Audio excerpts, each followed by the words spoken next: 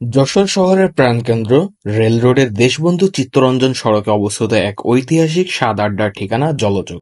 ১৩০ বছরেরও বেশি সময় ধরে দাঁড়িয়ে আছে জলযোগ। খাবার নয়, যেন ইতিহাস পরিবেশন করা হয় প্রতিটি থালায়।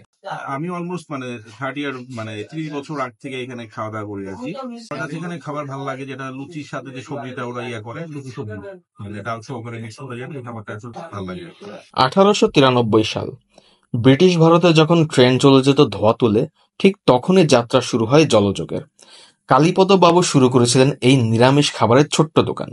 সময় বদলেছে, কিন্তু বদলায়নি স্বাদ আর ঐতিহ্য। এখানে লুচি, ডাল, সবজি এবং মিষ্টান্ন বিক্রি হয়।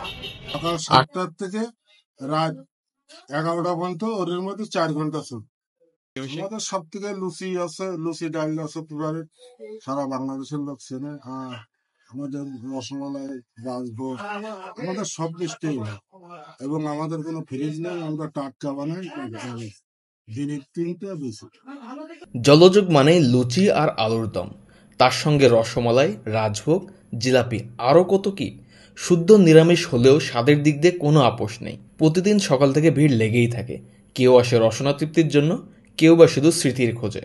নতুন নতুন খাবারের মাঝেও যখন পুরাতন খাবারের স্বাদের টান রয়ে যায়, তখনই বলা যায় আসল স্বাদ লুকিয়ে থাকে ঐতিহ্যে। যশোরের জলযোগ ঠিক সেই কাজই প্রমাণ করেছে।